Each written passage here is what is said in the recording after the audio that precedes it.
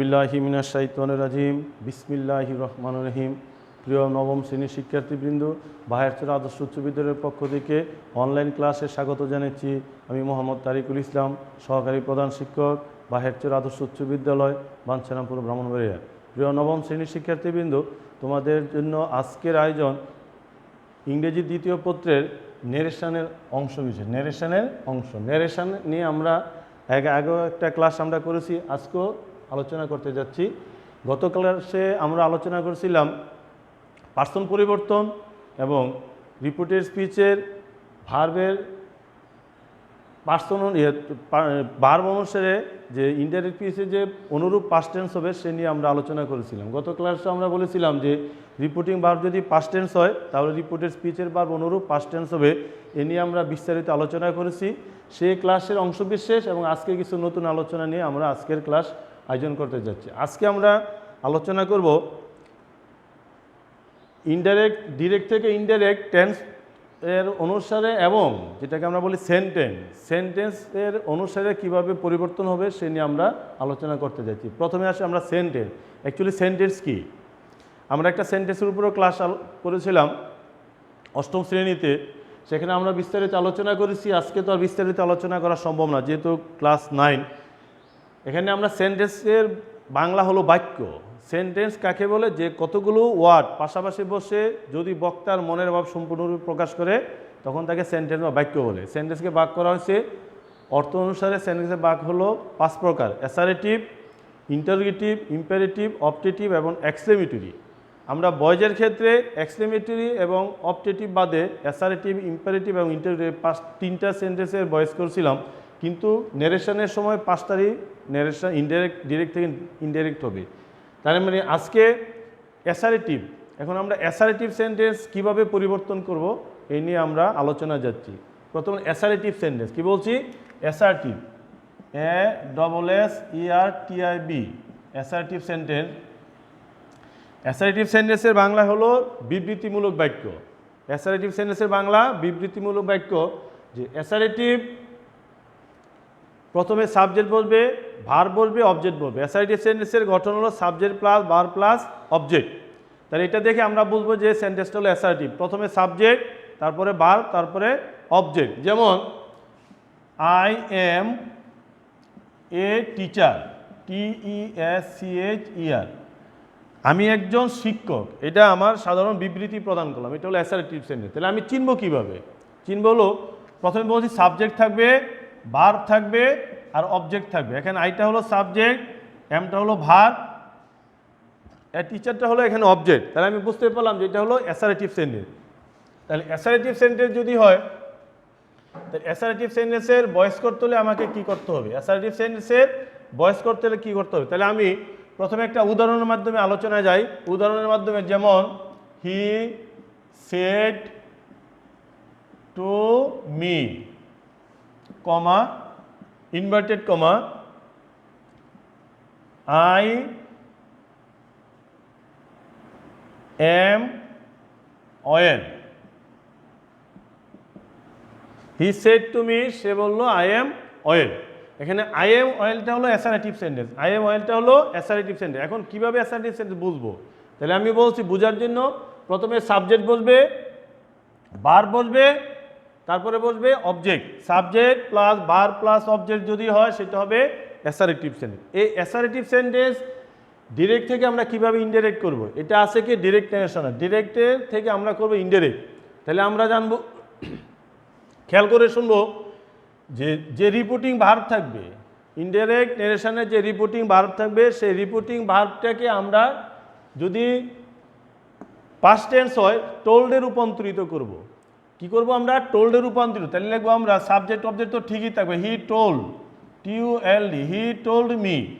অথবা এইটুকু পুরাটা লেখলো চলবে, যেমন he said to me.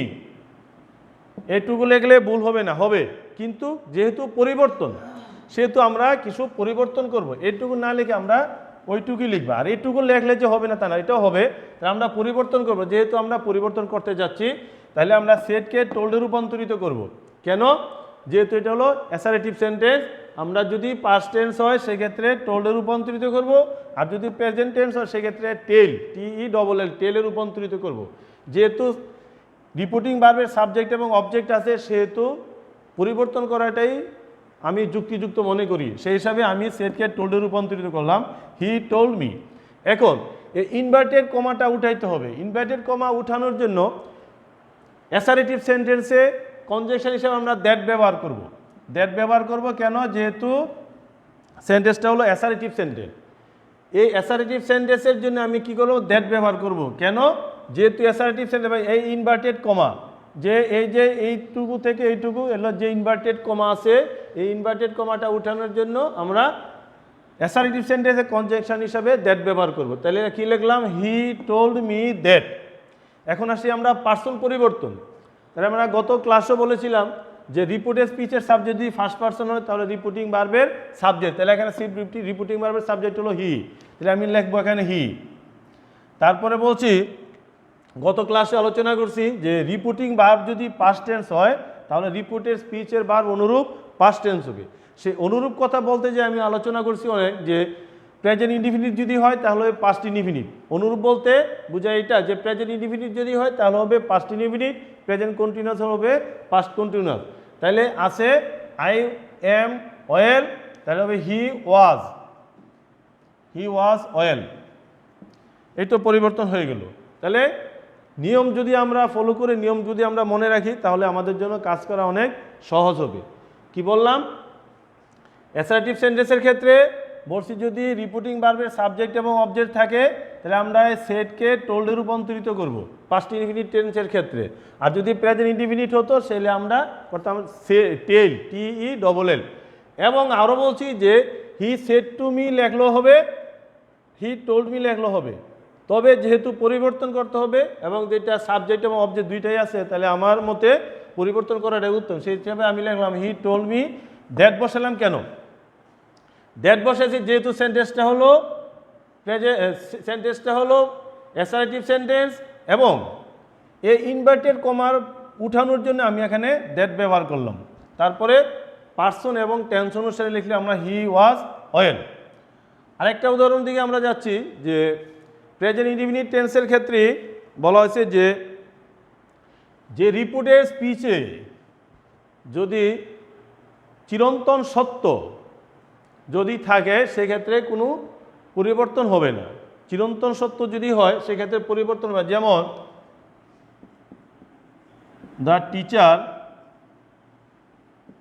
Said to the students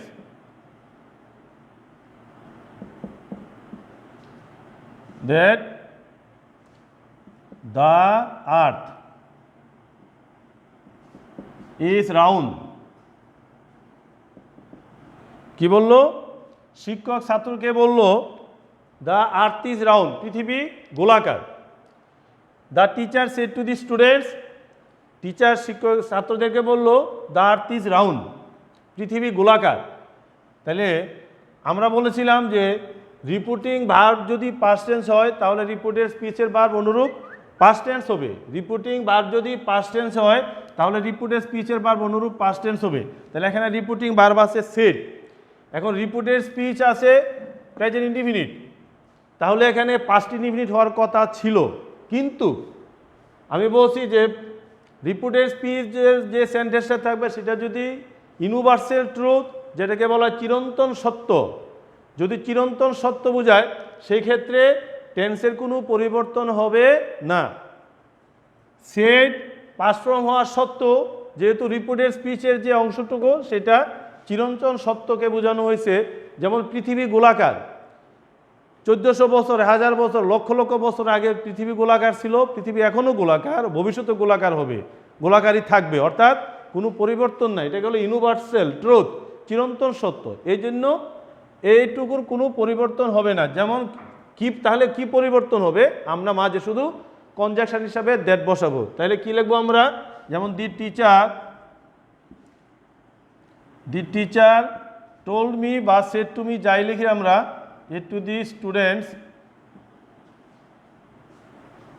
that, আমরা মাঝে শুধু দ্যাট ব্যবহার করব, মাঝে শুধু দ্যাট ব্যবহার করব, আর কোনো পরিবর্তন হবে না, যেহেতু এটা ইউনিভার্সাল ট্রুথ এবং দি আর্থ পৃথিবী থার্ড পারসন সিঙ্গুলার, এটার কোনো পরিবর্তন হবে না, কোনো পরিবর্তন হবে না। দুইটা সেন্টেন্সের মাঝে আমরা দ্যাট যোগ করে কনজাংশন যোগ করে আমরা একটা সেন্টেন্স করে, তাহলে he the teacher told the students অথবা the teacher said to the students that the earth is round, earth is round. কোনো পরিবর্তন হয় নাই, যেহেতু এটা হলো ইউনিভার্সাল ট্রুথ। প্রিয় শিক্ষার্থীবৃন্দ, আমরা এখন আলোচনা করতে যাচ্ছি ইন্টারোগেটিভ সেন্টেন্স। আমরা আলোচনা করতে যাচ্ছি ইন্টারোগেটিভ সেন্টেন্স। আমরা ইন্টারোগেটিভ সেন্টেন্সে কিভাবে ডিরেক্ট থেকে ইনডিরেক্ট করব, আমরা সে সম্বন্ধে আলোচনা করতে যাচ্ছি। ইন্টারোগেটিভ সেন্টেন্সটা কি? অ্যাকচুয়ালি ইন্টারোগেটিভ বলতে আমরা কি বুঝাই? ইন্টারোগেটিভ সেন্টেন্সের বাংলা হলো প্রশ্নবোধক বাক্য। ইন্টারোগেটিভ সেন্টেন্সের বাংলা প্রশ্নবোধক। অ্যাকচুয়ালি প্রশ্নবোধক বাক্য কি? আমরা যদি কাউকে কোনো প্রশ্ন করি বা আমাদের মনের কোনো আকাঙ্ক্ষা আমরা জানতে চাই, তাহলে আমরা আরেকজনের থেকে আমরা কিছু শেয়ার করি, জানতে চাই। যেমন তোমার নাম কি? আমি বললাম, ছাত্রকে বললাম তোমার নাম কি? তুমি বললাম আমার নাম অমুক, আমার নাম সালাম, বরকত, রফিক, জাব্বার ইত্যাদি। তারপরে বললাম তুমি কি সকালে নাস্তা খেয়েছো? তুমি বললা যদি খাও তাহলে বলবা যে স্যার হ্যাঁ, আর যদি না খাও বলবা যে না। তো এখানে আমরা দুইটা জিনিস লক্ষ্য করতে যাচ্ছি। একটা হলো বক্তা যখন তোমাকে প্রশ্ন করছে তুমি উত্তর দিলা, যে বলছি তোমার নাম কি, তোমার নাম, তুমি বললা আমার নাম রফিক, জব্বার বা যে কেউ একটা বললা, তুমি উত্তরে একটা নাম বললা। আরেকটা জিনিস বলছো তুমি ইয়েস ও নো দিয়ে, যে আমি বলছি তুমি কি সকালে নাস্তা খেয়েছো? তুমি বলা যে জি স্যার আমি সকালে নাস্তা খেয়েছি। এই যে হা বা না, এর জন্য আমরা কি ব্যবহার করব, এবং যদি সরাসরি উত্তরে আসে সেক্ষেত্রে আমরা কি বলবো। তাহলে আমাদের এখনের আলোচনায় আসতেছি আমরা ইন্টারোগেটিভ সেন্টেন্স।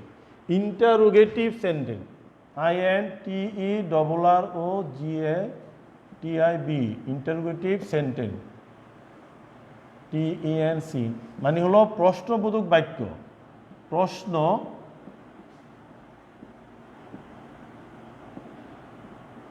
প্রিয় শিক্ষার্থীবৃন্দ, ইন্টারোগেটিভ সেন্টেন্সের বাংলা হলো প্রশ্নবোধক বাক্য। এখন আমরা প্রশ্ন করি দুইভাবে, একটা আমরা প্রশ্ন করে উত্তর চাই, আর একটা শুধু ইয়েস ও নো দ্বারা আমরা উত্তর শেষ করে থাকি। এই জন্য প্রথমে আসি আমরা প্রশ্নের উত্তর যদি শুধু ইয়েস এর নো হয় সেক্ষেত্রে আমরা কিভাবে করব। তাহলে ইয়েস ও নোর উত্তরের জন্য আমাদেরকে প্রথমে অক্সিলারি ভার্ব ব্যবহার করতে হবে। তার মানে ইন্টারোগেটিভ সেন্টেন্সটা কি? ইন্টারোগেটিভ সেন্টেন্সের গঠন হলো প্রথমে অক্সিলারি ভার্ব অথবা WH কোশ্চেন বলতে পারি, ইন্টারোগেটিভ প্রোনাউনও বলতে পারি, বা WH কোশ্চেনে আমরা বলে থাকি যে ইন্টারোগেটিভ সেন্টেন্সের প্রথমে বলেই আমরা অক্সিলারি ভার্ব দ্বারা যদি সেন্টেন্স আরম্ভ হয় সেক্ষেত্রে এক নিয়ম, সেক্ষেত্রে আমরা কী করবো এটি নিয়ে আমরা আলোচনা করি। যেমন একটা উদাহরণে যাচ্ছি, যেমন he said to me, comma, are you eating?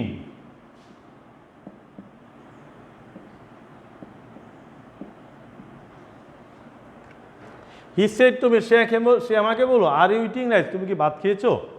দেখো এটা যে রিপোর্টেড স্পিচ অর্থাৎ ইনভার্টেড কমার ভিতরের যে অংশটুকু আছে সে সেন্টেন্স, এই অংশটুকু কোন সেন্টেন্সে আছে এবং কোন টেন্সে আছে আমাদেরকে সেই জিনিসটা আগে ফাইন্ড আউট করতে হবে। তাহলে আমরা জানি প্রথমে আছে অক্সিলারি ভার্ব হিসাবে আছে আর, তারপর ইউটা হলো এখানে সাবজেক্ট, ইটটা হলো মূল ভার্ব, রাইসটা হলো অবজেক্ট, শেষে আছে প্রশ্নবোধক চিহ্ন। কি আছে? প্রথমে হলো অক্সিলারি ভার্ব, তারপরে আছে সাবজেক্ট, তারপরে ইটিং হলো মূল ভার্ব, রাইসটা হলো অবজেক্ট, শেষে আছে প্রশ্নবোধক চিহ্ন। তাহলে আমাকে জানতে হবে এটা কোন সেন্টেন্স। তাহলে আমি অনায়াসে বলবো এটা হলো ইন্টারোগেটিভ সেন্টেন্স। যদি টেন্সের ক্ষেত্রে যাই তাহলে আসবে present continuous tense. Present continuous tense কারণ হলো প্রেজেন্ট কন্টিনিউয়াস টেন্সের অক্সিলারি ভার্ব হিসাবে এমইজার বসে আর মূল ভার্বের সাথে আইএনজি যোগ করে। এখন আমরা কি করব? ইন্টারোগেটিভ সেন্টেন্সে আমরা অ্যাসারেটিভ সেন্টেন্সে রিপিটিং ভার্বকে আমরা টেল বা টোল্ডে রূপান্তরিত করছি। এখন আমরা এক্ষেত্রে কি করব? যেহেতু এই টেন্সটা আছে, রিপিটিং ভার্বটা আছে পাস্ট টেন্সে, যদি রিপিটিং ভার্ব পাস্ট টেন্সে থাকে সেক্ষেত্রে আমরা আক্সটে রূপান্তরিত করব। যদি প্রেজেন্ট টেন্স সেক্ষেত্রে হলো আক্স। যেহেতু রিপোর্টিং ভার্বের সাবজেক্ট এবং অবজেক্ট আছে সেহেতু আমরা এই সেটকে আমরা আক্সটে রূপান্তরিত করতে অবশ্যই হবে। এক্ষেত্রে হি সেড টু মি লিখলে আর হবে না। অ্যাসারেটিভ সেন্টেন্সে আমরা বলছি টোল্ডের পরিবর্তে যে আছে সেটুকু লিখলো হবে। তাহলে এক্ষেত্রে আমরা লিখব he asked me, ask ASKED, asked me. কি বললাম? রিপোর্টিং ভার্বের কাজটুকু আমি এইমাত্র শেষ করলাম। রিপোর্টিং ভার্ব এখানে অংশ যেহেতু দুইটা, একটা হলো রিপোর্টিং ভার্ব আর একটা অংশ হলো রিপোর্টেড স্পিচ। ডিরেক্ট নারেশনের দুইটা অংশ থাকে। প্রথম অংশ যেটা কমার আগ পর্যন্ত এটা হলো রিপোর্টিং ভার্ব, আর কমার পরে ইনভার্টেড কমার ভিতরে যেটুকু থাকে সেটা হলো রিপোর্টেড স্পিচ। এখন ইনডাইরেক্টের ক্ষেত্রে যেহেতু সেন্টেন্সটা হলো ইন্টারোগেটিভ সেন্টেন্স সেহেতু আমি রিপোর্টিং ভার্বের কাজটা করলাম। কিভাবে? বলা আছে যে রিপোর্টিং ভার্ব যদি পাস্ট টেন্স হয় সেক্ষেত্রে আমরা রিপোর্টিং ভার্বকে আমরা আক্সটে রূপান্তরিত করব, আর রিপোর্টিং ভার্ব যদি প্রেজেন্ট টেন্সে থাকতো তাহলে আমরা শুধু আক্সে রূপান্তরিত করতাম। যেহেতু সাবজেক্ট এবং অবজেক্ট দুইটাই আছে তাহলে আমরা হি আস্কড মি। এখন ইনভার্টেড কমাটা আমাকে উঠাইতে হবে। তো ইনভার্টেড কমা উঠানোর জন্য অ্যাসার্টিভ সেন্টেন্স আমরা দ্যাট ব্যবহার করছি। এক্ষেত্রে আমরা ব্যবহার করব ইফ ব্যবহার করব, IF, ইফ। ইফ বা ওয়েদার আমরা সংক্ষিপ্ত যেটা ইফ ছোট, আমরা এ ইনভার্টেড কমার জন্য উঠানোর জন্য আমরা ইফ ব্যবহার করলাম। অ্যাসার্টিভে করেছিলাম দ্যাট ব্যবহার, আর ইন্টারোগেটিভ সেন্টেন্সে আমরা করব ইফ ব্যবহার। ইন্টারোগেটিভ সেন্টেন্সে ইফ ব্যবহার করব, তাহলে ইনভার্টেড কমাটা উঠে গেল। এখন অ্যাসারেটিভ নিয়ম অনুসারে আমরা কি করব? এটা তো অ্যাসারেটিভ না, এটা হলো ইন্টারোগেটিভ সেন্টেন্স। যেহেতু ইন্টারোগেটিভ সেন্টেন্স, আরেকটা জিনিস আমরা পরিষ্কারভাবে মনে রাখবো, ন্যারেশনে ডিরেক্ট থেকে ইনডাইরেক্ট করার সময় রিপোর্টেড স্পিচ যে সেন্টেন্সে থাকুক না কেন, কি বলছি? ডিরেক্ট থেকে ইনডাইরেক্ট করার সময় রিপোর্টেড স্পিচ এখানে 5টা সেন্টেন্স থাকতে পারে, অ্যাসারেটিভ, ইন্টারোগেটিভ, ইম্পারেটিভ, অবজেক্টিভ এবং এক্সক্লেমেটরি। তাহলে আমরা এখন থেকে জানবো যে যে সেন্টেন্সে থাকুক না কেন, ইন্টারোগেটিভ থাকুক, এক্সক্লেমেটরি থাকুক, যাই থাকুক, ইনডাইরেক্ট করার সময় অবশ্যই সেটাকে অ্যাসারেটিভ করতে হবে। অবশ্যই সেটাকে কি করতে হবে? অ্যাসারেটিভ করতে হবে। যেহেতু এই সেন্টেন্সটা আছে ইন্টারোগেটিভ, আমাকে করতে হবে অ্যাসারেটিভ। প্রিয় শিক্ষার্থীবৃন্দ, জিনিসটা গুরুত্ব দিয়ে মনে রাখবা যে ডিরেক্ট থেকে ইনডাইরেক্ট করার সময় ডিরেক্ট ন্যারেশনের রিপোর্টের স্পিচ যে সেন্টেন্সে থাকুক না কেন, ইনডাইরেক্ট করার সময় অবশ্যই সেটাকে অ্যাসারেটিভ সেন্টেন্সে রূপান্তরিত করতে হবে। তাহলে অ্যাসারেটিভ সেন্টেন্সের গঠন আমি আগেও আলোচনা করছি। প্রথমে সাবজেক্ট, তারপরে ভার্ব, তারপরে অবজেক্ট। এখন ভার্ব যদি দুইটা হয়, প্রথমে অক্সিলারি ভার্ব, তারপরে হবে মূল ভার্ব। তাহলে আমাকে আরেকটা জিনিস জানলাম যে ইন্টারোগেটিভ সেন্টেন্সে যদি অক্সিলারি ভার্ব দ্বারা সেন্টেন্স আরম্ভ হয় তাহলে আমরা ইনভার্টেড কমার উঠানোর জন্য আমরা কি ব্যবহার করব? ইফ ব্যবহার করব। IF, ইফ ব্যবহার করব। তারপরে লিখব সাবজেক্ট, তারপরে ভার্ব, তারপরে অবজেক্ট। এখন আমরা সাবজেক্ট পরিবর্তন করব। সাবজেক্ট পরিবর্তনের জন্য আমার প্রথম ক্লাসে বলা ছিল রিপোর্টেড স্পিচের সাবজেক্ট যদি সেকেন্ড পারসন হয় তাহলে রিপোর্টিং ভার্বের অবজেক্ট। তাহলে এখানে রিপোর্টিং ভার্বের অবজেক্ট আছে মি, আর ইউটা হলো সাবজেক্ট, মিটা হলো এখানে অবজেক্ট। মিকে সাবজেক্টে রূপান্তরিত হতে, সাবজেক্ট হলো আই, সাবজেক্ট পাইলাম। এখন আসি ভার্বের ক্ষেত্রে। ভার্বের ক্ষেত্রে বলা আছে যে রিপোর্টিং ভার্ব যদি পাস্ট টেন্স হয় তাহলে রিপোর্টেড স্পিচের ভার্ব অনুরূপ পাস্ট টেন্স হবে। যেহেতু টেন্সটা আছে প্রেজেন্ট কন্টিনিউয়াস টেন্স তাহলে হবে পাস্ট কন্টিনিউয়াস, যদি প্রেজেন্ট কন্টিনিউয়াস হয় তাহলে হবে পাস্ট কন্টিনিউয়াস। তাহলে I was eating, EATING, eating rice. ছিল প্রশ্নবোধক চিহ্ন, ছিল প্রশ্নবোধক চিহ্ন, এখন প্রশ্নবোধক চিহ্নটা উঠে যাবে। এখন সেন্টেন্সটা হয়ে গেল অ্যাসারেটিভ। অ্যাসারেটিভের জন্য আমরা ফুল স্টপ ব্যবহার করি, অ্যাসারেটিভের জন্য ফুল স্টপ ব্যবহার করি। তাহলে আমি আবার এইটাই আলোচনা করি যে আমি প্রথম থেকে আবার রিভিশনে যাচ্ছি যে ইন্টারোগেটিভ সেন্টেন্স যদি হয় আর সেন্টেন্সের প্রথম অংশে যদি আমরা অবশ্যই পরিবর্তন করব, সেটকে আমরা আক্সটে রূপান্তরিত করব, আর ইনভার্টেড কমার পরিবর্তে ইফ ব্যবহার করব।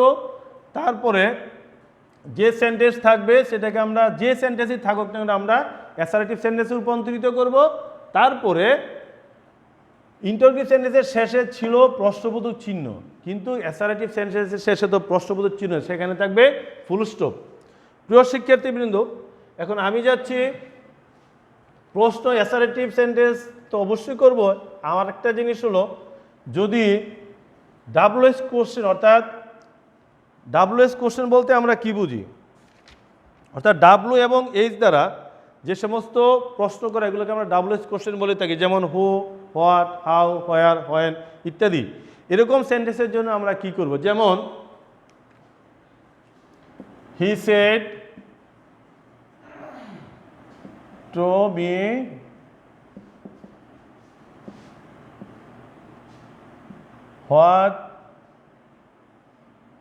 What is your name.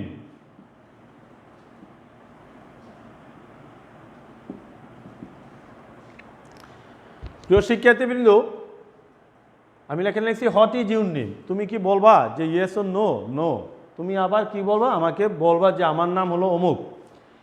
তাইলে এখানে একটা জিনিস নতুন আসবে, সেটা হলো যদি এই ডাব্লু এই যেটাকে আমরা who is that, what, how ইত্যাদি থাকে, তাহলে এই ইনভার্টেড কমা উঠানোর জন্য আমরা ইফ ব্যবহার করব না, সে ডাব্লুএস কোশ্চেনটা আমরা লিখে দিব। যেমন তাহলে এখানে টোল্ডে সেটের পরিবর্তে আমরা লিখবো আস্কড। তাহলে he asked me, ASKED, asked me. ওই সেন্টেন্সে লিখছিলাম ইফ, এখানে লিখবো হোয়াট। কি লিখবো? What, WHAT। ঠিক আছে? এই হাউ, হোয়াট, হোয়ার ইত্যাদি যদি থাকে, আমরা ওই ওয়ার্ডটা এখানে রেখে দিব, আমরা নতুন করে আর পরিবর্তন করব না। আমরা ইফ বসাবো না, শুধু হোয়াটই লিখব। এখন আসি, হোয়াট ইজ ইউর নেম, তোমার নাম কি? তাইলে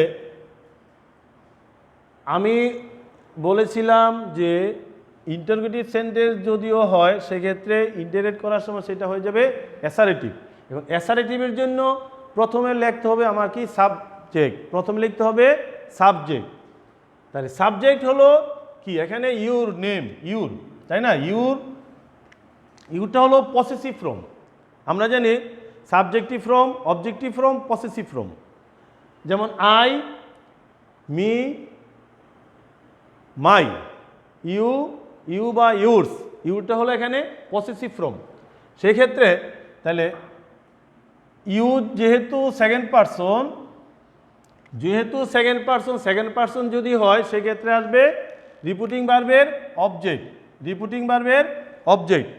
যদি রিপিটিং ভার্বের অবজেক্ট হয়, তাহলে খেয়াল করবা রিপোর্টেড স্পিচের সাবজেক্টটা আছে তোমার পসেসিভ ফর্মে, আর রিপিটিং ভার্বের অবজেক্টটা আছে, মিটা আছে অবজেক্টিভ ফর্মে। তাহলে এই যে ফর্মে আছে এটাকে নিতে হবে। তাহলে হবে আই, মি, মাই। তাহলে হবে কি? এখানে হবে মাই, তারপর আছে মাই নেম। ইজের পরিবর্তে লিখবো আমরা ওয়াজ, আর এখানে হবে ফুল স্টপ। তাহলে he asked me what my name was. প্রিয় শিক্ষার্থীবৃন্দ, এই দুইটা নিয়মই আছে, হয়তো উদাহরণ বেশি করে দেওয়া যেতে পারে। উদাহরণ দিয়ে তো আমরা নিয়মটা আবার বলে দিচ্ছি যে যদি ডাব্লুএস কোশ্চেন হয়, সেক্ষেত্রে সে ডাব্লুএস কোশ্চেনটাই বসবে।